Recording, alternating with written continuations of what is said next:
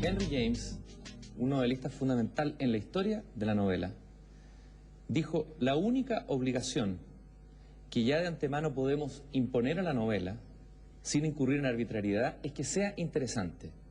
Aquella responsabilidad general descansa sobre esto y no se me ocurre ninguna otra cosa.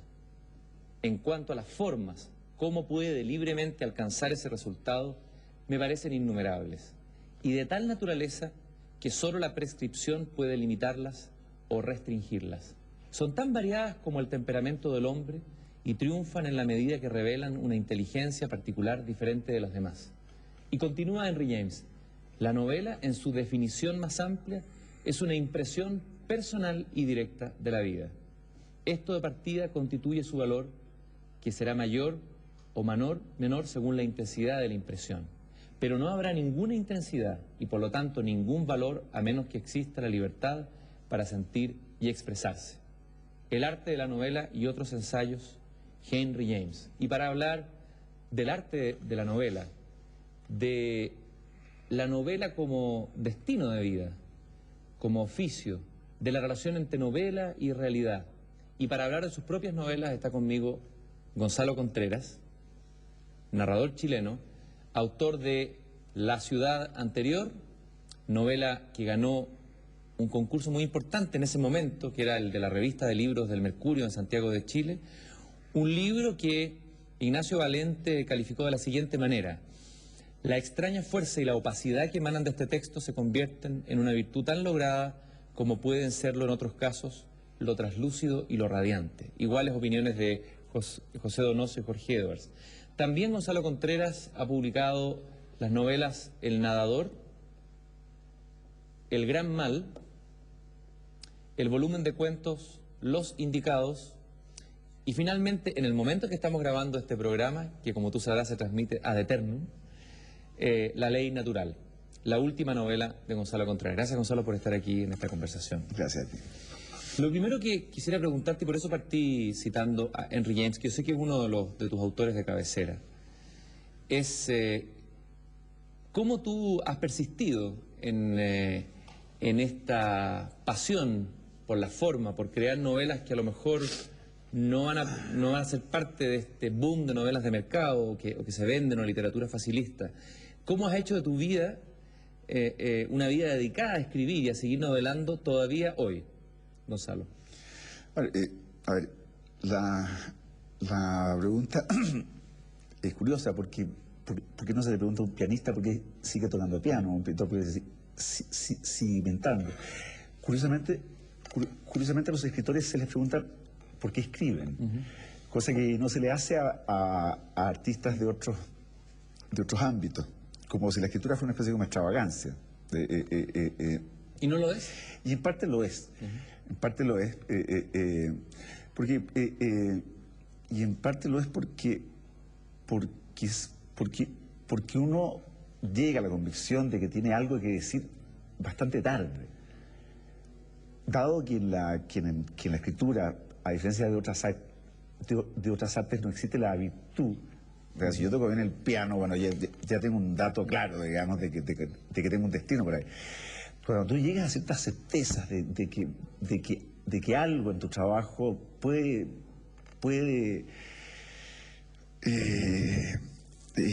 relega un significado, por decirlo de cierto modo, son descubrimientos y hallazgos bastante tardíos y se dan muy en el tiempo. Yo creo que de ahí viene esa extraña pregunta de por qué sigues escribiendo, digamos. Yo sigo escribiendo porque no me queda otra, es mi destino, soy escritor. Lo decidí antes de empezar a escribir, de hecho. Pero yo te preguntaba sobre todo porque tú tuviste mucho éxito con tu primera novela, fue una especie de boom esa novela en el panorama narrativo chileno, irrumpió como un hito, pero luego han aparecido y irrumpido otras figuras en el panorama literario chileno y sudamericano, que apuntan en una dirección, tengo la impresión, distinta de la tuya. Es decir, tú eres de los escritores que hacen novelas, entre comillas,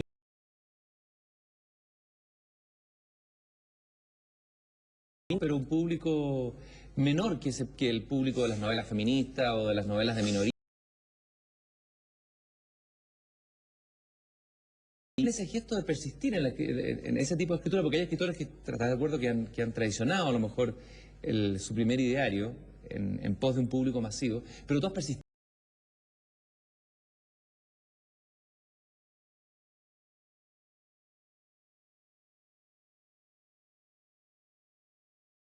Creo que técnicamente me sería imposible, o sea, no sabría cómo hacerlo, digamos.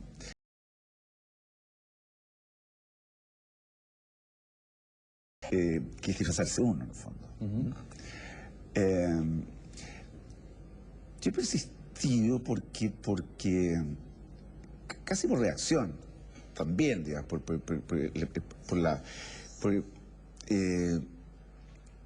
porque hay un primer momento que yo diría que tiene que ver, dice, relación directa con la transición, que es entre el año 90 y 95, donde se hace en Chile una literatura bastante buena que no tiene nada que enviarle a la narrativa española, por decirte algo. Y después vienen vientos de crisis en Chile. Y se comienza a hacer una escritura de evasión, por decirlo de cierto modo. Muchos escritores se muestran dispuestos a bajar sus desafíos intelectuales, sus propios códigos éticos y estéticos, para captar públicos masivos que están buscando una literatura más fácil, porque la crisis se instala en los hogares y golpea fuerte. Entonces, y de ahí viene que la cultura en el país en los últimos años, yo diría como a partir del 96 o hasta el día de hoy, que la cultura en el país se banaliza a grados dramáticos. O sea, creo que lo que estamos viviendo hoy día es patético. O sea, ¿cuántas veces, y te lo planteo, cuántas veces habías escuchado en un año el vocablo farándula? Está lleno de expertos en el tema y se pelean entre ellos, unas discusiones absolutamente imbéciles y que ocupan portada. Gente que yo ni siquiera he visto, pues yo no veo televisión abierta. Y que se han convertido básicamente casi en referentes culturales. ¿Cuánta gente está frente al programa de Quique Morandé? ¿2 millones? Yo no sé cuántos son 40 puntos de rating. Entonces, hay desde que se instala, por decirlo así, estos vientos de crisis, una cultura de la evasión y que tiene como efecto directo, digamos, una banalización del clima cultural en general. Ahora, en términos de la novela, entrando ya con juicios estéticos, tú hablaste que el público busca una literatura fácil, una literatura de evasión. Lo que algunos han dicho que después de un tiempo de mucha experimentación en la novela, después del paso de la vanguardia, la posmodernidad, etcétera, de novelas entre comillas difíciles, de estructuras difíciles, la gente busca instintivamente aquello que siempre buscó en la narrativa, ¿no es cierto?, que es alguien que le cuente historias. Y que por eso ese público se habría encontrado con esta suerte, sobre todo en Latinoamérica, de narradores que tienen la facilidad o la capacidad de contar historias. ¿Qué piensas tú de eso? Sí, claro. A ver si nos vamos un poco más atrás, digamos, básicamente los años 60, 70, en que yo creo que el estructuralismo en particular le hizo mucho daño al libro, en que el escritor, su postura era, léeme si puedes. Al lector era un desafío, y si no puedes, que eres un imbécil. Y hubo mucha gente que renunció, digamos. O sea, yo no voy a leer a este señor Cortázar que me pone una novela que yo debo armarla en módulos, en fin, etcétera, etcétera. Y como él, muchos otros, y lo que ha ocurrido con la llamada posmodernidad, en la cual yo sí creo, es que hay un regreso, un retorno a las virtudes propiamente narrativas y argumentales. O sea, hay que contar una historia. Hay que contar una historia. Es un imperativo. Yo creo que hoy día hay muy pocos lectores que estén dispuestos a enfrascarse en una novela construida a partir de de una cierta lingüística, por decirlo de cierto modo. Ahora, hay que contar historias. Pareciera que, sin embargo, dentro de las novelas que se están escribiendo hoy día, tu narrativa se inscribe más en la línea de historias o de novelas que se construyen a partir de personajes, más que de buenas historias o de historias entretenidas. Pareciera que la obsesión o una de las búsquedas más apasionadas dentro de tu escritura es la búsqueda de arquetipos de personajes. Bueno, a ver, lo que ocurre es que es un hecho del cual yo tengo una convicción absolutamente formada, es decir, de que no existen buenas y malas historias. Me ocurre muy frecuentemente que hay personas que se me acercan y que me dicen, tengo una historia fantástica, trata de esto, otro. Yo le digo, escríbela. O sea, no hay intrínsecamente buenas historias, porque todo depende con qué pluma se escribe esa historia. Y claro, yo comparto y suscribo lo que...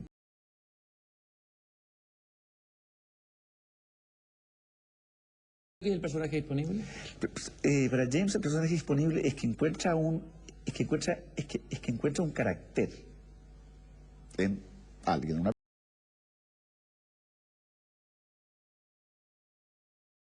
le suscita la historia. James no antepone la historia y a la historia le incluye los personajes, por decirlo así, no, sino que los personajes o sea,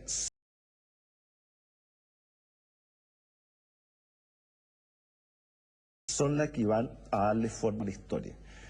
Por ejemplo, para... y te la pongo vacío, o sea, yo no siento que yo tenga ninguna buena historia para contar.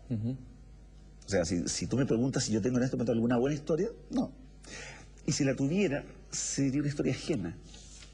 O sea, una buena historia es contar la vida de Gauguin y la flora Tristán. Eso es una buena historia, pero es una historia que es absolutamente ajena al yo íntimo de Vargas Llosa.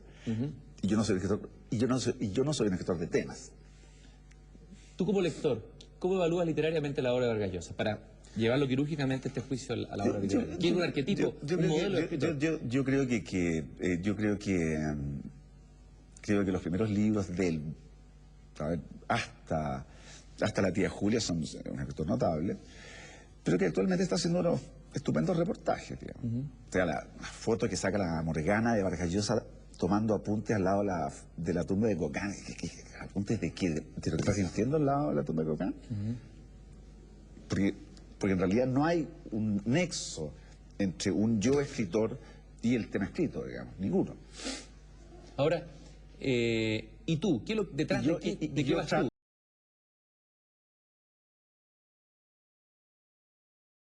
Yo íntimo. Y el tema que me toca, ese hilo no se corte nunca. Yo creo que a Vargas Llosa se le cortó. Dentro de la literatura universal, a ver, distingamos entre esa novela que tiene que ver con historias interesantes y la novela estructurada más bien en torno a personajes, lo que plantea Henry James. Ha habido buenas novelas a partir de historias en la historia de la literatura, así como hay buenas novelas a partir de personajes. No es una fórmula que garantice la buena calidad de una novela. No. O sea, yo no.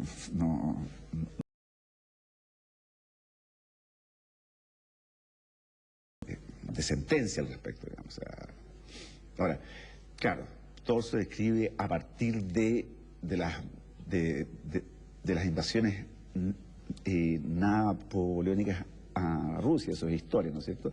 Pero lo que uno recuerda de la Guerra de la Paz, el Príncipe André y el Conde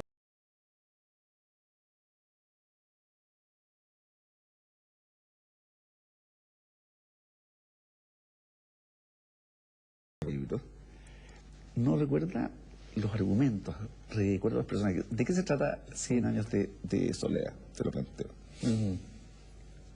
Bueno, en la saga de los Buen Días. Y los Buen Días podría considerarse como un personaje, digamos.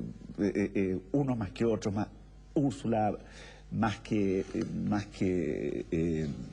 José Arcadio, en fin, pero pero lo que recuerda a uno son los personajes, no los argumentos. A ver, de los personajes que te han marcado a ti como lector, personajes que se han convertido en arquetipos que de alguna manera hayan permanecido, hayan entrado casi en tu sangre. Hay personajes que a uno lo marcan, literariamente estoy diciendo. Hagamos una pequeña galería de tus personajes, de aquellos personajes que forman parte de tu interioridad y que tal vez estén trabajando como semilla para tus propios personajes después en tus novelas. Qué pregunta más difícil. A ver, partamos por atrás. El que ya te mencioné, el príncipe André, de la Guerra de la Paz. Julián Sorel del Rojo y Negro. ¿Qué recuerdas de él? Su cinismo. Yo creo que es de los primeros cínicos que aparecen en la literatura. Y más adelante personajes emblemáticos como Meursault en El extranjero, como Barthélemy en el viaje al fondo de la noche,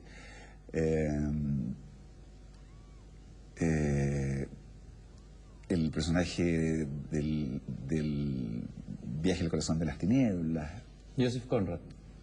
Claro, pero no es Conrad, es el autor. A ver...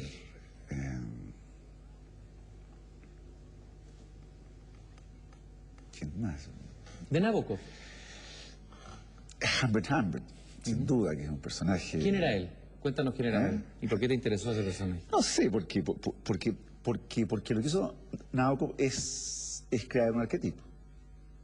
Es el que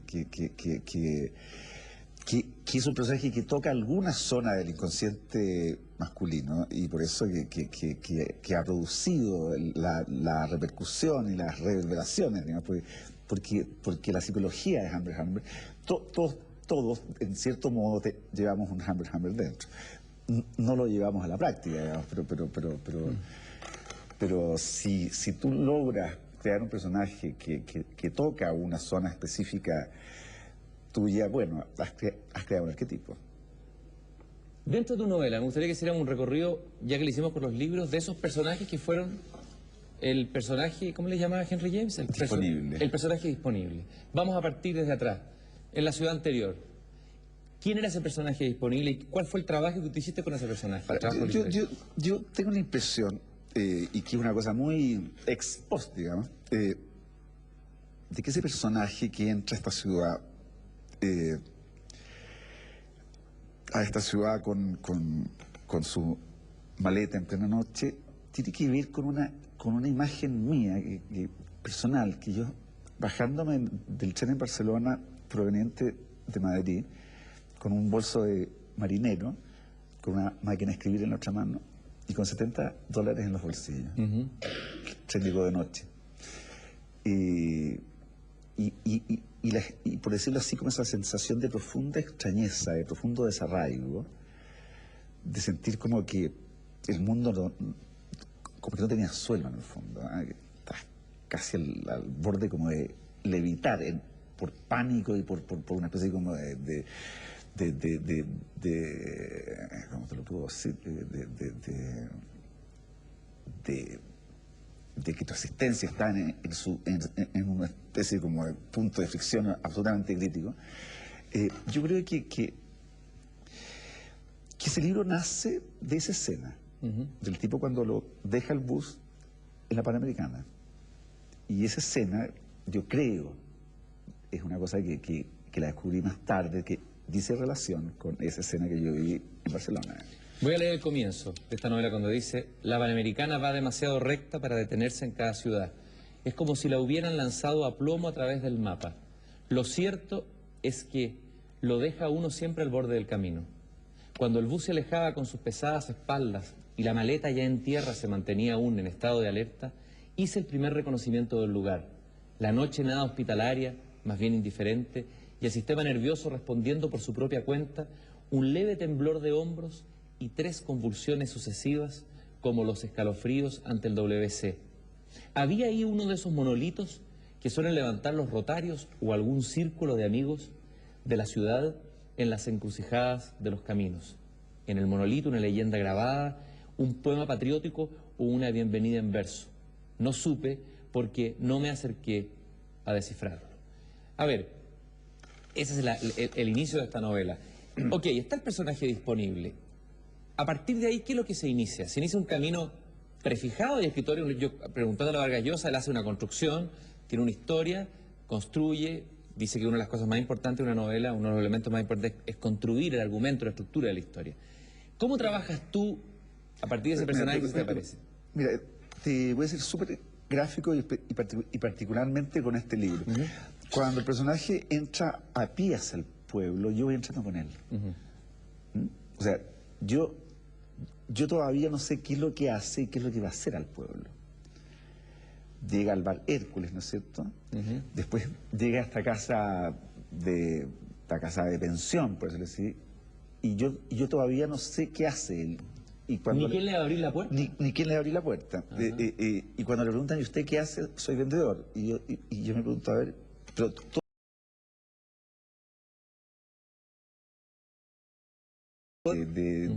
de aspiradoras, no. ¿De qué? De armas. O sea, yo fui haciendo el viaje con él. Y en ese sentido, quiero como reafirmar, digamos, la idea de que el personaje se antepone a la historia.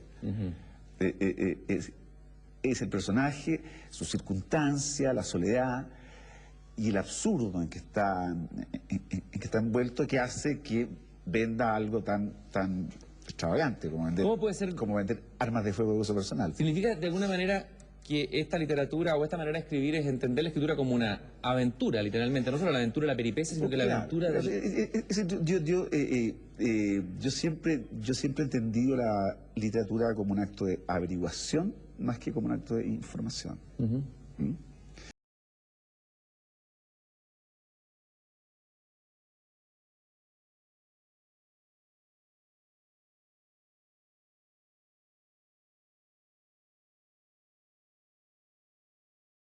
Que no está en los planes suele ser el punto maravilloso del texto. Entonces, cuando yo leo o cuando yo veo el manuscrito de Madame Bovary, que es prácticamente tan largo como la novela misma, donde no hay nada que pueda ocurrir en términos de sorpresa, porque Flaubert lo tenía ya todo dispuesto. O sea, nada nuevo iba a encontrar. Vargas Llosa escribe La orgía perpetua, que es una especie como de elogio a ese método de escritura y que es el método de escritura de él también, digamos. Y yo soy absolutamente contrario a eso. O sea, mientras menos información maneje, mejor. Porque me reservo la fortuna y la suerte de encontrar aquello que no estaba buscando. Y lo que no se está buscando suele ser el aspecto más con más fuerza del libro. Por ejemplo, el personaje del inválido no estaba hasta muy tarde. Y yo sentía que estructuralmente me estaba fallando algo. Perdón, el personaje del idiota. Que me estaba faltando algo. Y de hecho me empantané, digamos. Y un personaje que no estaba en la historia, que tú lo pones en la historia, y la historia se echa a andar otra vez. Y el personaje es precioso, me encanta. ¿Y qué alimenta eso? ¿Son los sueños, es el inconsciente, la memoria? ¿Qué va ocurriendo? Bueno, tú no eres un explicador de eso, pero de repente un sueño te puede dar una pista, una conversación en medio de la novela, en el proceso mismo que estás escribiendo. ¿Qué elementos van enriqueciendo o van facilitando ese posible hallazgo? Bueno, hay varias cosas. Una que es la parte propiamente constructiva del libro, ¿no es cierto? Que tú tienes que crear una cierta arquitectura de personajes que tengan cada uno su peso específico, en fin. Hay en la escritura un aspecto arquitectónico importante.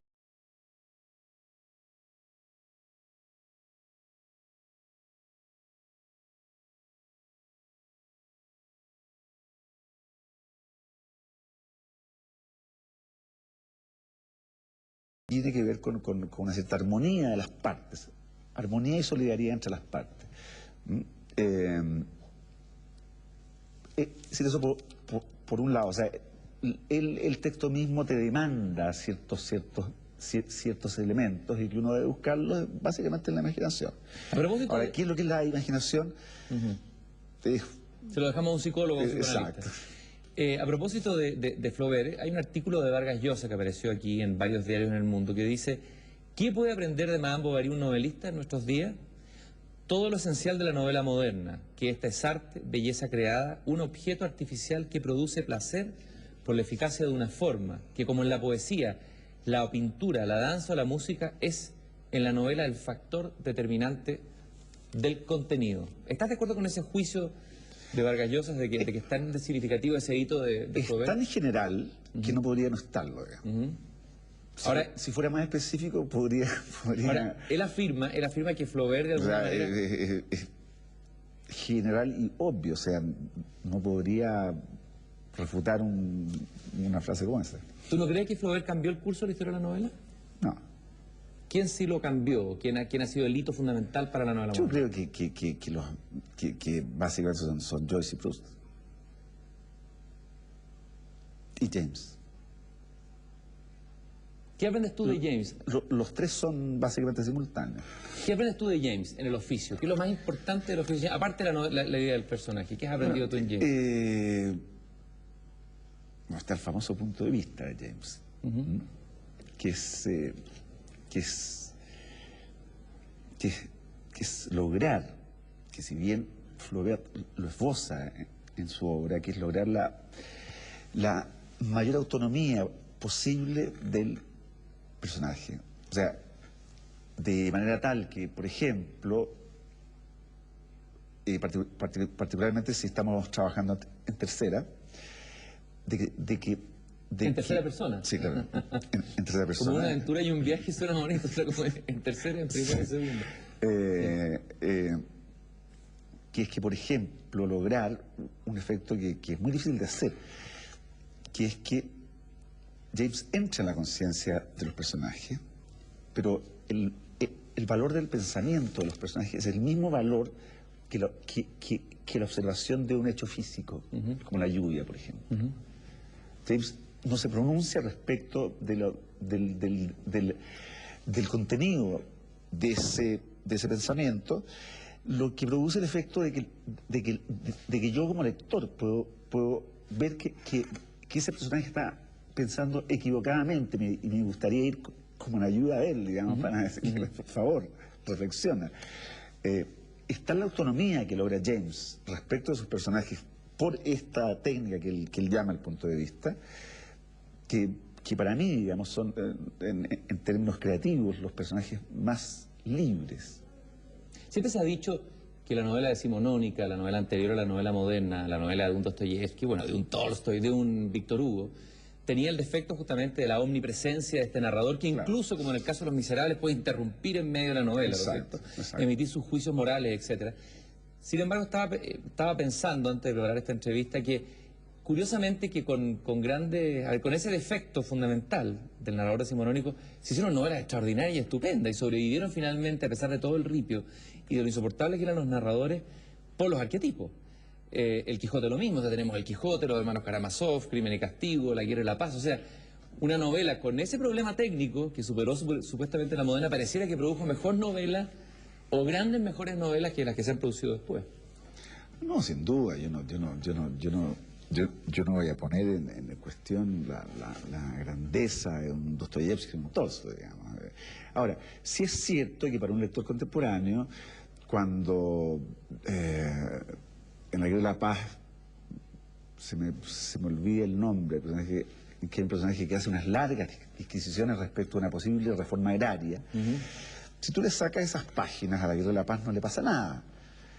Hay gente que dice que La Montaña Mágica, si se le sacan los diálogos entre Nafta y Settembrini, no pasa nada. Ahí yo no comparto el punto. Yo leí los diálogos sin problema. Y lo mismo pasa en Dostoyevsky con algunas disquisiciones que hacen algunos personajes básicamente de orden religioso, que uno escucha a Dostoyevsky atrás, digamos, pero muy cerca, digamos, como soplándole al oído, y que yo creo que un lector contemporáneo no lo agradecería, por decirlo de cierto modo, ¿eh? Pero son técnicas superadas. Ahora, el conjunto de la obra misma, digamos, en los casos de estos dos autores, son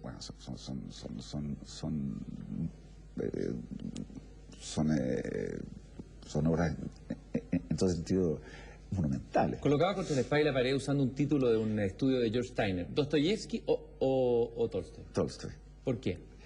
Hay una división entre dostoyevskianos y tolstoyanos. Sí, hubo academias tolstoyanas incluso en Chile. Exacto. Te anticipo que soy dostoyevskiano, pero Lo que pasa, me agradaría escuchar argumentos a favor de lo Tolstoy. que me ocurre con Dostoyevsky, que lo encuentro excesivamente dogmático. ¿Mm? Ambos lo eran, pero en ámbitos distintos. La parte religiosa de Dostoyevsky se me hace muy dura de llevar. Pero en un punto de vista estrictamente literario, ¿por qué mejor o te gusta más a ti como escritor la narrativa de Tolstoy que la de Dostoyevsky, desde el punto de vista literario? Lo que te dije yo es absolutamente literario. O sea, si los personajes están contaminados de ideas que son del propio autor y crea un personaje como Alyosha en los hermanos Karamazov, que es una especie como de monje laico, que es un joven que encarna la bondad, ¿O el príncipe idiota? O el príncipe idiota. Pero el personaje entrañable es un gran arquetipo, ¿no? A pesar de eso, ¿no? ¿No sobrevive? Defiende tú a Dostoyevsky, que es asunto tuyo. Gonzalo, vamos a seguir el camino de tus novelas, de la búsqueda del personaje. Luego, El nadador. A ver, leo nuevamente el comienzo de la novela, el arranque. Cuando llegó de la piscina, al parecer muy tarde, Alejandra no estaba por ninguna parte y 2 platos intactos se hallaban sobre la mesa del comedor. Fue hasta el dormitorio y la encontró dormida, con la luz encendida y un libro en el regazo. Tomó un paquete de cigarrillos y la llave del mueble donde se encontraba el whisky. Pensó que se merecía un whisky y podía estar seguro de que esa noche no iba a sobrepasarse. El asunto de la llave no era más que un pequeño fuero que le dejaba a Alejandra para que experimentara el control de al menos una parte de su existencia. Salió de la habitación no sin antes reparar en el pequeño santuario de medicamentos que velaba el sueño irresistible, pero inquieto de Alejandra, que respiraba cesante, como si su entrada al dormitorio coincidiera con el clímax de una pesadilla. Aquí hay otro personaje que entra, pero que no está entrando en una ciudad, sino en un dormitorio, que entra y sale. ¿Cómo se dio aquí tu entrada con el personaje en este dormitorio y en la vida de este personaje, en esta novela? A ver, ¿cómo partió esa aventura de escribirlo? Como lo que hablábamos recién en relación a la ciudad anterior. ¿Cómo acompañas tú el personaje? ¿Cuál fue el desafío de esta novela? ¿Ibas a ciegas dónde? Describir un poco de esa aventura. Yo creo que esta novela surge de un momento... deja acordar. En general, la pregunta al escritor de dónde surge el personaje es una pregunta bastante difícil de responder. Yo creo que yo venía saliendo de un lío sentimental bastante pesado, bastante duro. Tiene que ver con eso, ¿eh? Tiene que ver como con una especie como de momento de vida en que me encontraba y básicamente El nadador es una novela que trata la relación de pareja. ¿Cuál fue el hallazgo aquí? Ese diamante que se encuentra el novelista en un momento de su trayectoria. ¿Con el que te encontraste? Con muchos. A ver, la relación entre el gato y la perra, en fin, eso no está en ninguna parte, digamos, eso surge hay un personaje final que es Salman, que tampoco estaba y que me parece un personaje interesante, un gran cínico, un cretino,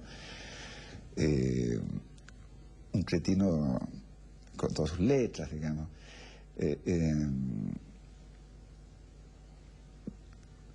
El nadador no fue una excepción en el sentido del método de escritura, o sea, se fue haciendo a la medida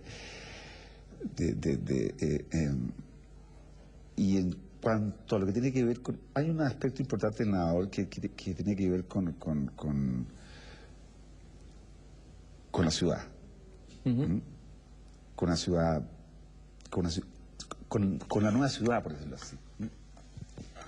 esta es una pareja que ha vivido una cómoda y confortable y bella casa en el barrio Las Lilas. Ese era el barrio donde vivían ellos, y se van a vivir a un edificio nuevo en la Kennedy frente al Hyatt, y que ese barrio podría estar en el Emirato de Omán o en la afuera de Tel Aviv. O sea, es como es como la negación de la identidad en tanto ciudad, y que es un tema que me importaba mucho. Si bien es un tema anexo, no es central al libro, yo creo que la idea de estos nuevos desarraigos era uno de los motivos que me interesaba tocar. En fin, la escritura para mí es entrar en un túnel y donde al final brilla una lucecita, pero uno avanza en las tinieblas, digamos. Oye, Gonzalo, lo que yo he descubierto releyendo algunos de tus libros, será sobre todo en la ciudad anterior al comienzo, ahí estabas en toda la plenitud quizás de la primera novela, es la preocupación, esto es obvio, por el detalle. Siempre se ha dicho que, ¿no es cierto?, que el diablo y Dios están en el detalle y que el detalle es un elemento fundamental de la narración. Sí, tan de detalle. A ver, el detalle puede ser el personaje que está mirando unas nubes, puede ser el vaso de whisky, puede ser una situación física exterior al personaje, cómo ese mundo físico se relaciona con lo que está ocurriendo o va a ocurrir más adelante en eso. ¿Cómo trabajas eso y cuán sensible eres a ese aspecto de la realidad? Bueno, sí. La lección respecto del detalle me viene de Nabokov, que es mi otro escritor de referencia, por decirlo de cierto modo. Nabokov le da una valoración al detalle que otros escritores no cultivan. Y lo que logra Nabokov y lo que logra el detalle es básicamente visualización. O sea, yo debo escenificar y que el lector vea a mi personaje en un escenario determinado y que ese escenario sea casi físicamente visual. Y para eso es indispensable el detalle. No basta la situación y la circunstancia, sino que el dónde está. O sea, ¿para dónde mira esa ventana? ¿Qué es lo que se ve desde esa ventana? ¿Qué es lo que hay encima de la mesa? Ahora, obviamente que son los detalles indispensables, es decir, uno hace una selección de aquello que es significativo. Las pastillas, el santuario de pastillas que hay en el velador de la personaje no es un detalle menor. Es un detalle, digamos, pero es un indicio también. Pero es un indicio de muchas otras cosas. La vista que tiene él desde su balcón a un centro comercial que vendría siendo el Parque Arauco, digamos, que es un detalle, es un detalle que tiene un significado.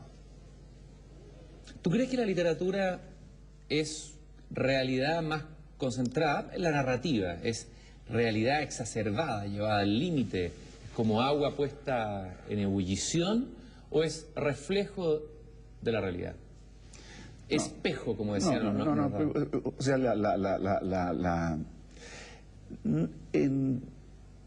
en literatura la realidad es un punto de partida, pero nunca un punto de llegada. Es un dato.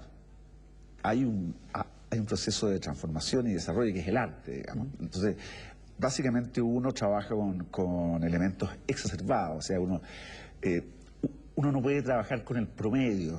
El promedio al escritor no le interesa, digamos. La literatura debe estar por sobre la cota de la realidad, nunca en la cota de la realidad. Sin embargo, hay algunos narradores norteamericanos, como Richard Ford u otros, que han parecieran transformado justamente esos medios, lo han transformado como en material, incluso en estilo, trabajar con el medio, con el... Son 12, o sea, yo no diga que yo no trabajo con el medio, o sea, todo escritor trabaja con lo observado. Y los escritores que tú has mencionado, yo los admiro mucho, pero supongamos un principio de un cuento de Carver. Hoy en la tarde un hombre sin mangas, hoy en la tarde un hombre sin manos tocó la puerta de mi... tocó a mi puerta para venderme una foto de mi casa. Claro. Buen comienzo. Un comienzo genial. Hoy en la tarde un hombre sin manos tocó a mi puerta para venderme una puerta de mi casa. Estoy jugando con una Polaroid de acá.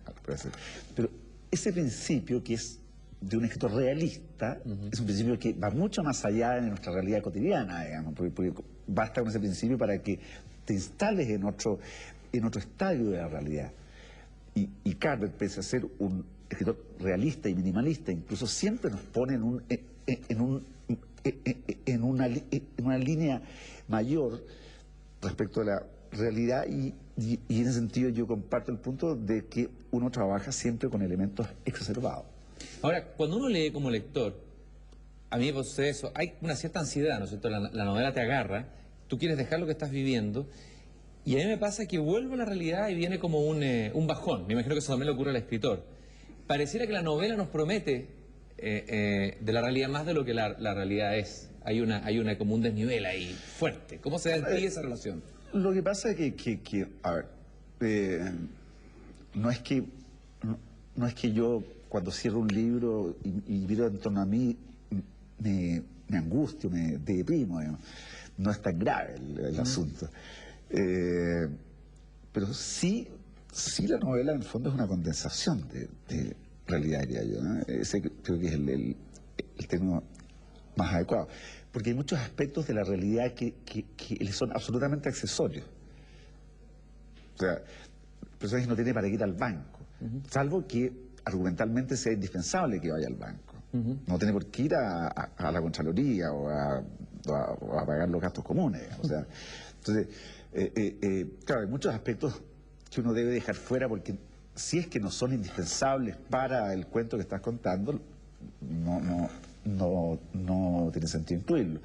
Y por lo tanto uno siempre trabaja con aspectos de la realidad y lo que vendría a ser una especie como de condensación de la realidad. Vamos a hablar de esta otra novela, El Gran Mal, que estamos haciendo el recorrido. A ver, cuéntanos un poco de esta novela. Cuéntanos el perfil para meternos de nuevo en el tema de la escritura.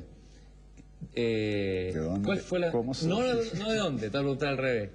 A ver, ¿cuál fue el desafío literario más grande de esta novela para ti? ¿Qué significó esta novela dentro de como desafío de escritura o de creación? Te voy a contar la génesis del Gran Mal, que estábamos en Guadalajara con la Marcela Serrano promocionando nuestro libro y habíamos estado en España, en fin, en Quito, en otros lugares. Y fuimos a un pueblito cerca donde venden cosas de plata, que la Marcela quería comprarse algo, y llegamos, nos separamos en el taxi y nos perdimos y no nos encontramos más. Y yo me quedé en el lugar donde nos habíamos perdido, que justo había un barcito precioso de frente. Te tomar unos margaritas. Y sentí un profundo cansancio de todo esto que estábamos haciendo, entrevistas, en fin, y promocionar la propia obra. Y empecé a pensar, ¿qué diablos es el éxito en arte? A ver, todo poeta que no haya alcanzado las alturas de Neruda es un mal poeta, o podría autocalificarse como un fracasado, o qué es el éxito y el fracaso.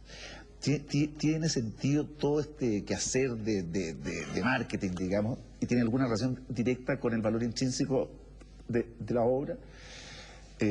¿Cómo afecta aspectos absolutamente externos a una obra respecto de su supuesto éxito? Fueron cuestiones que me planteé esa tarde, que fue muy larga, me fueron muchas margaritas. Qué significativo que haya sido con Marcela Serrano, esa experiencia, que una escritora que justamente representa que ha conocido el éxito, exitosa. Digamos. Exacto. Y esa pregunta me llevó a crear el personaje el personaje de Marcial Paz, que es un pintor que está basado en el pintor chileno que se llama Carlos Faz, y que murió de un modo trágico a los 21 años, en fin, una vieja historia, y que era un hombre que prometía mucho, era la estrella rutilante de la pintura chilena de los años 40-50. ¿Habría conocido él el éxito? ¿Ah? ¿Y qué es el éxito? O sea, cualquier pintor que no sea Picasso debe considerarse a sí mismo como un pintor menor. Onetti decía por ahí, le leí un artículo hace tiempo, que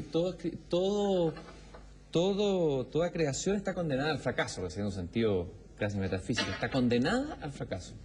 Siempre escribir es un fracaso, decía Onetti.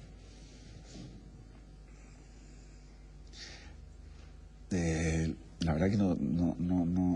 Ahora, lo que sí es cierto es que uno nunca llega a una especie como de plenitud en que diga he tocado el cielo. O sea, uno termina un libro y lo corrige y lo sigue trabajando y al final lo entrega y tú sabes que no has entregado todo, y te preguntas, he dado todo de mí, he hecho todo lo suficiente, está todo ahí de lo que yo quise decir.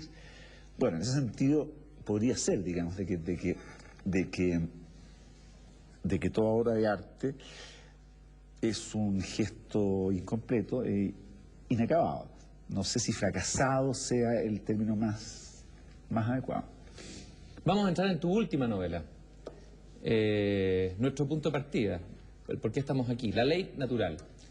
En esta novela hay un personaje que a mí me interesó mucho como lector, que es el personaje para mí más atractivo del libro, de todas maneras, el foco de atención, el punto, el imán, que es Pascal. Y me gustaría que tú mismo lo presentaras. ¿Quién es Pascal? Pascal es un niño muy dotado, o sea, fue un niño muy dotado, y que proviene de una especie como estirpe de médicos. Él se hace médico muy tempranamente, a sus 20 y algo de años. Se va de Chile, llega a Ámsterdam, conoce a una holandesa, tiene una breve relación con ella, tiene un hijo juntos, y él después él se marcha y se va a África a trabajar con los Médicos Sin Fronteras. Al momento del inicio del libro, es que no sé si debo contarte esto, porque... Dale nomás. No, es que tiene que ver con cuestiones argumentales que no quisiera que el futuro lector... Bueno. Y que se va a trabajar con los Médicos Sin Fronteras, y que se le da por desaparecido, como desaparecido en acción. Ese es el personaje. Y no puedo adelantarte más porque... Y ahí a partir de ahí se establece...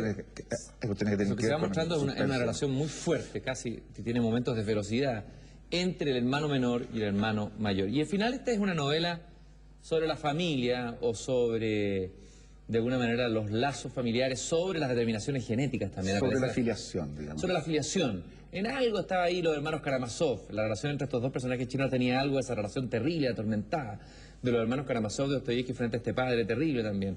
Como lo es, de una manera más pasiva, el padre Bertrand. ¿Qué es lo que... A ver, ¿en qué territorio te comenzaste a bucear? ¿Cuál fue el territorio de fondo? Bueno, básicamente el tema central del libro es el tema de las filiaciones, de ciertos determinismos genéticos que traemos por ser quienes somos, digamos, por el concepto como de reinventarse, de escapar esos determinismos, de autoconstruirse,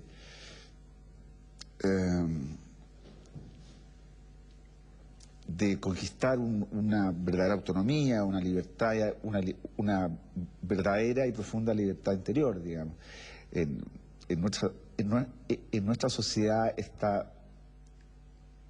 se hace muy presente el que el individuo asiente, por decirlo así, su identidad en el de dónde vengo.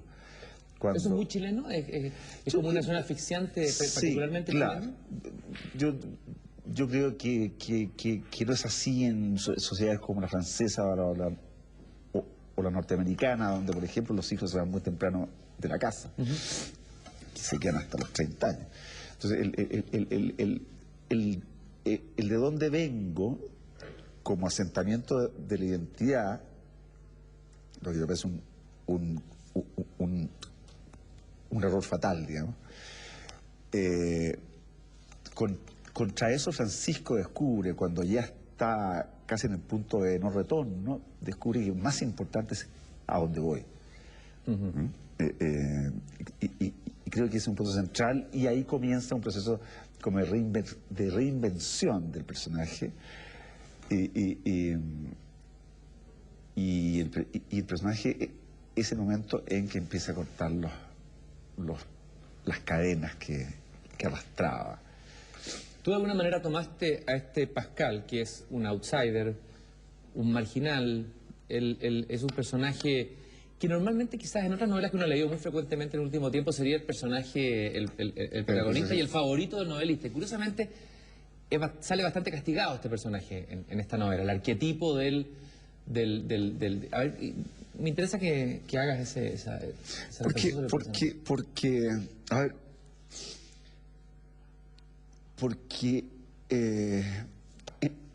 porque en la partida del libro quien se libera, por decirlo así, es Pascal, porque se va de Chile, porque viaja. Y quien sería el hombre que queda anclado, digamos, al tronco genético de Francisco. Pero al final de la novela los roles se intercambian. Quien termina tributando a su tronco es Pascal, y quien termina realmente liberándose de Francisco. Pero no puedo entrar más en detalle, desgraciadamente, porque estaría revelando cosas que tienen que ver con el suspense. Me da la impresión que tú en esta novela a ver, hay una parte de tu vida íntima, en tu biografía, de algo interior, que está fuertemente condensado. O sea, que aquí se juega en esta novela algo interior, a pesar de que tú digas que los narradores se alejan y disponen los materiales de manera bastante fuerte, una fisura de fondo.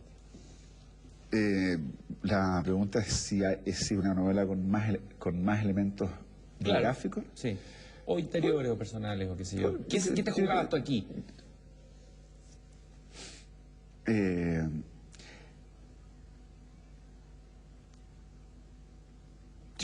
Yo creo que de alguna forma deshacer ese nudo del que hablaba recién. Si lo he hecho, fantástico. Gonzalo, yo te quiero agradecer muchísimo tu presencia en esta conversación aquí, en este programa. Gracias a ti. ¿Podemos hablar de él?